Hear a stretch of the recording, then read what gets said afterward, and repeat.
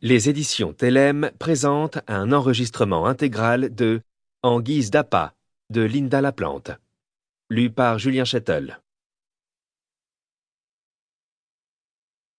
À ma sœur, Gilly, ma critique et directrice de casting préférée, qui se montre toujours encourageante et positive. Chapitre 1. La réserve naturelle de Cleveland, bordée par Cirencester au nord et Swindon au sud, n'est qu'une longue succession de lacs. La réserve ne constitue elle-même qu'une petite portion du Cotswolds Water Park.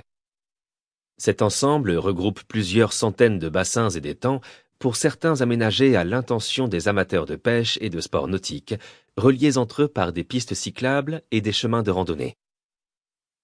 La faune et la flore locales sont riches de milliers d'espèces, mais le lieu abrite également des zones de sable mouvant, preuve que même les plus splendides beautés naturelles ont leur part d'ombre.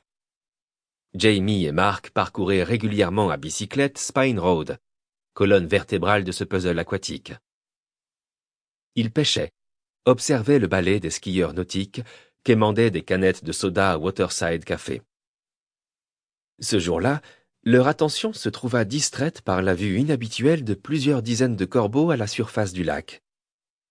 Les deux frères, respectivement âgés de 12 et 13 ans, savaient que les corbeaux n'avaient pas l'habitude de se poser sur l'eau. Chaque fois qu'une rafale faisait naître des rides en surface, les oiseaux, paniqués, s'envolaient dans un nuage d'ailes charbonneuses et revenaient presque aussi vite se poser sur leur plateforme d'atterrissage liquide. Jamie et Mark gagnèrent à grands coups de pédale la barque dissimulée par leurs soins sous les branches basses d'un vieil arbre. Ils s'empressèrent de la détacher et s'élancèrent sur l'eau.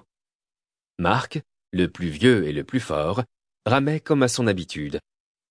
En approchant, les garçonnets comprirent que les corbeaux étaient posés sur le toit d'un van à chevaux émergeant de quelques centimètres à peine. Les volatiles croissèrent de façon menaçante et battirent furieusement des ailes dans l'espoir de préserver leur précieux butin, quel qu'il soit. Jamie et Mark se trouvaient suffisamment près, désormais, pour voir que les corbeaux s'intéressaient tout particulièrement à une déchirure de 20 centimètres de diamètre dans la tôle du toit. « Tu n'as qu'à monter dessus !» ordonna Mark à son cadet en agitant l'une des rames de façon à provoquer la fuite des corvidés.